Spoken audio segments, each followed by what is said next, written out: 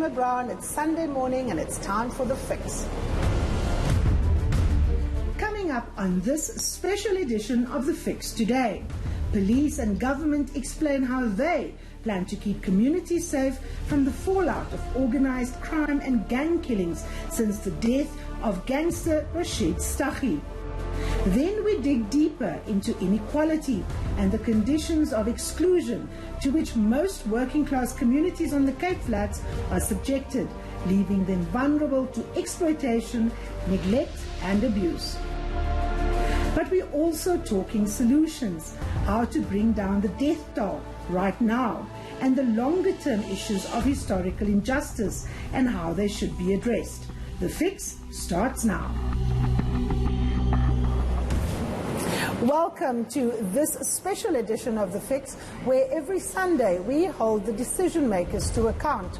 We tell you why it matters, how it affects you, and why you should care.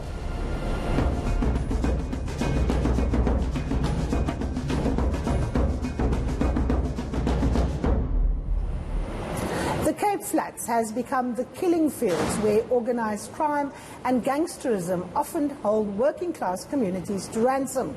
The government has sent in the army, but the death toll keeps rising. Fearing a bloodbath following the death of Rashied Staggie, communities are looking to the government and the police to do their duty to keep them safe. Joining me this morning to look at government's plans and response to it, I'm joined by the MEC for Safety and Security in the Western Cape, Bertie Fritz. Also on the panel is the head of the anti-gang unit, Major General Andre Lincoln, and community activist and feminist Henrietta Abrahams from Bondeville. Lady and gentlemen, thank you so very much for joining me on this special broadcast coming to you from our Cape Town studios.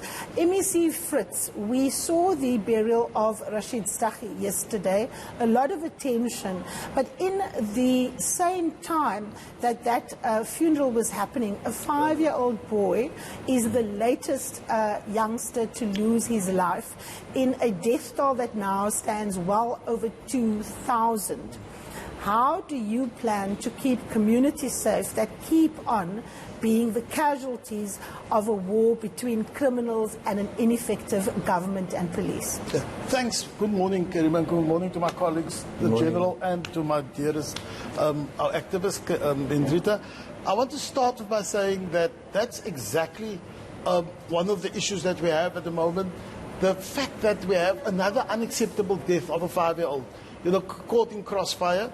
I want to say, we worked and we almost signed the protocol last Friday with the National Minister around from provinces side that has no control over the operations of police, but to see how can we also put a lot of resources in. Unfortunately, there were some technicalities that still need to be figured out, but I want to say, before we go on to what you want to say, take us through why there are still technicalities between yourself and the national government, because it seems as if these communities become a football between the political priorities of a DA-led government and a national ANC-led government, and people feel let down by both parties. Why are there still technicalities when the death toll is over 2,000? So let me just say, we are saying to the National Police Commissioner that we would like to give for this year alone 50 top investigators to get to the bottom of the gang violence. No one seems to be prosecuted. No one seems to be, the big gangsters are just continuing. No one seems to be dealt and held accountable. And we were saying, how can we assist? Giving it to you, you appoint, and somehow on the last minute, we were all in Cape Town, the minister phoned, we still don't know the reasons exactly why, but he said, no, you need to sort out some technicalities. But I want to emphasize that from our side, and I want to say from everyone's side, I think from the national minister's side too, I think there is a willingness to now say, listen, all this nonsense about political differences, let's just all work together. The gang and the fighting and the dying and the killing of our children can't continue. Okay, let me bring in General Andre Lincoln. General, you are the head of the anti-gang unit. You were in Lavendale yesterday. After the show, you're going back there. When we know that when underworld figures are buried, revenge killings happen, why was there not adequate protection in Lavendale? Why did that killing happen? Thank you, Karima. I think I want to start off by first saying that where I am currently now, technicalities don't matter to me. I am in the cold face of murder, of death, of communities who are under siege.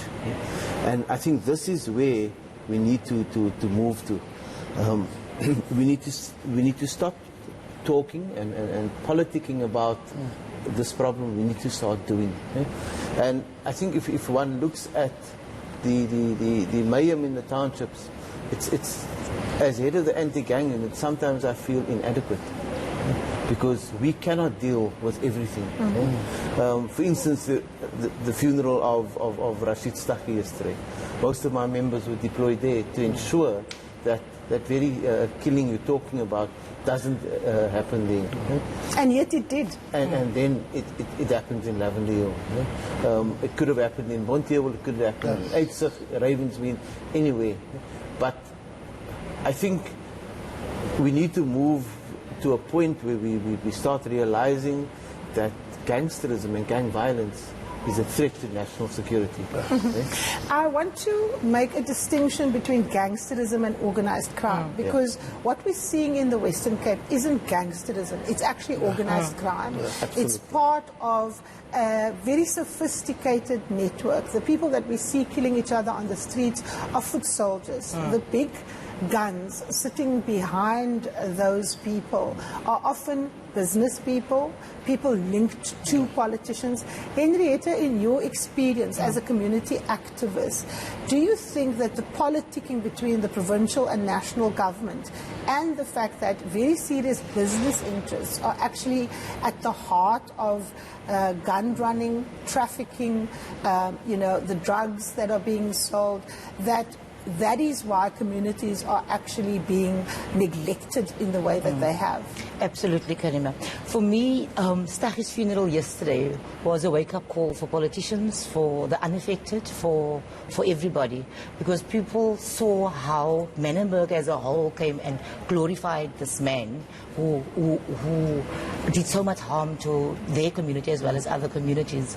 So when it comes to provincial and national government having their fights, when it comes to them having talks and throwing money on the table for campaigns or for elections and so forth, they are playing with our lives. We could have saved many lives with their time that they are wasting. We've had a crime summit. The MEC, Alan Windy, the Premier, the Minister, Becky, everybody pledged. And the thing that Bertie said earlier on, we must stop the politicking. We said that we need a multidisciplinary approach. We need one budget. We need one team. And communities' input needs to be asked. We need to participate. They mustn't have this top down. We must have that.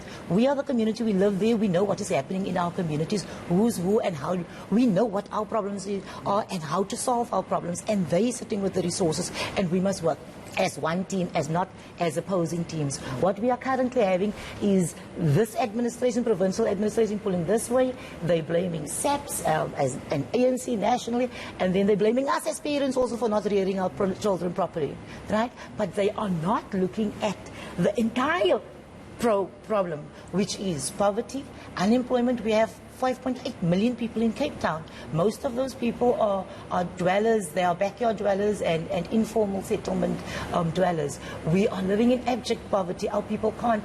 They don't have money. Who do they run to? To the Staggies. That's why we see so many people coming out and saying he's a hero because he's kept our mouths open. This is the point I want to raise with you, MEC. My understanding is that if a community who is preyed on by gangs, whose children die as a result of gang violence, turn to those very gangsters instead of the state, it's an indictment on you. It is essentially state failure. Do you accept that diagnosis? Let me just say, it's very easy to make comments like that. Yesterday, when the Staggie funeral was on, we launched the Priscilla's Hub in an Park. Precisely to counteract the whole issue of the influence of, as you said, organized crime. It's not gang. It's these young, small kids who run around. They are just the periphery. The big guys don't even live in the Park or Manenberg or Bonteheuwel. And so what we are doing, We're targeting, and I just want to make this point quite clearly. And by the way, we don't blame anyone. I don't point fingers. In fact, I think Henrietta is an important, absolute important partner for all of us. So why is it not happening? No, we must make it happen. And with the whole Chrysalis Hub approach, what it is, all those guys who went through the Chrysalis program in Bondewil, in Manenberg, we launched it yesterday, all of them will now have to liaise with people like Henrietta, with activists in the area, and with all activists, with anyone, whether your color is green, blue, whatever color. We're not interested. We want to get solutions. And the one point we are focusing on is creating jobs. How do we get economic development in all those areas? So if that is the multidisciplinary approach, yes. We've had the crime summit, everyone was supposed to work together. Major General Lincoln, why is it not happening? Why are the other departments not coming to the party? The army was here. Many people said what we in fact need is an army of social workers, of librarians, of teachers, of caregivers, and of course jobs, so that people can be employed and not rely on criminal activity to actually make a living. Why has that not happened? Henrietta, I think we must look back to the formation of the anti-gang unit. In the run-up to the launch of the anti-gang unit, there were many suggestions, there were many promises, there were many things said that would happen. The one important thing that has not happened is that all other government departments have not sat down together. Our role in this fight is just that little bit. Yeah? But the bigger picture needs to be fought by social services, by education, by human settlements. Yeah? Because when you work in the townships every day, you see hundreds, and I'm not exaggerating, but hundreds of children that should be in school that are not in school. Henrietta, let me bring you in here. We've got the MEC here, we've got the head of the anti-gang unit. Do you have faith in them? Not really. Not really, because it's politics, and then we sit in meetings and we come on shows like yours and we make promises, and then when it comes to following up, there's no budget. There's no budget. Or if there's a budget, Treasury doesn't have money, or the SAPS doesn't have money, or the city or the MEC doesn't have money. And if they have money, they use it they have budgets, they use it to their advantage, to wave their flags. So for us, the reality of sitting and talking here and the reality that we perceive on the ground is not the same. Be it feet on the ground, be it the law enforcement agencies, law enforcement officers that's being deployed on the periphery of our areas to protect people going to work and businesses, but not in the community. They're playing games with us, and we're tired. I'm part of a gang watch group. Daily. Last night, I don't know how many deaths there were. We're talking about the one boy in Lavendale, Steenberg, but there were so many others. We're not talking about the boy children, the gangsters, the 13, 14, 12-year-olds that's also losing their that lives. gets the recruited. Minister and MEC, the question of this becoming a football, and Henrietta's saying to you to your face that she doesn't trust what you're saying. What does that mean for you as a politician? Surely you must accept some responsibility for the lack of credibility that the police and in fact the government has. Can I just say, we will continue. I will continue, and Henrietta knows. I mean, we have, and in fact, we have this big, not only, it's already been rolled out, we're having a security cabinet soon, where in fact, I think in January... But why are you having another security cabinet? You already have a war room on gangs. Why are you replicating things all the time? That's the point I'm making to you. What I'm saying to you is we're far busier than what people think.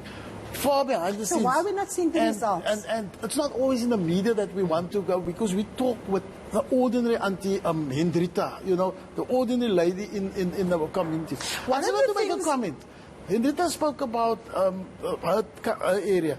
Now, she says law enforcement is not important. I think it's still important. I'm saying it is important. Because in her area, they reduced the death of from 47 in January to almost naught. It's now again, I see there were a few again up in Bonteheuwel. Let me give you an Yeah. example of why communities don't trust the state.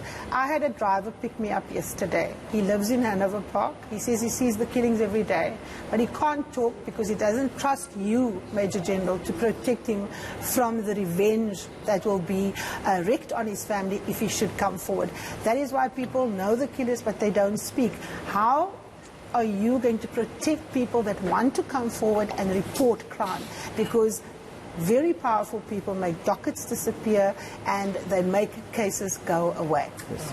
I think I want to say right from the very beginning when we started working, the anti-gang unit has built up credibility and has taken an ethical position where everybody we work with, we take care of. We've gone even further than that by not only just taking care of, but looking at the families of those people we work with. Because in Bonteheuwel, in Hanover Park, Mannenberg, all the gang areas, it's important to us. It is very important to us because, as I said at the beginning, we are not on the level of making political decisions. Ours is on the ground, and ours is seeing the daily deaths that take place, and at some point we find ourselves restricted in that I cannot be in Hanover Park, Mannenberg, Mitchell's Plain. So it's a question of resources. Thank you so very much. Still ahead on the program, why have poor communities remained locked outside the economy with no service delivery? Stay tuned.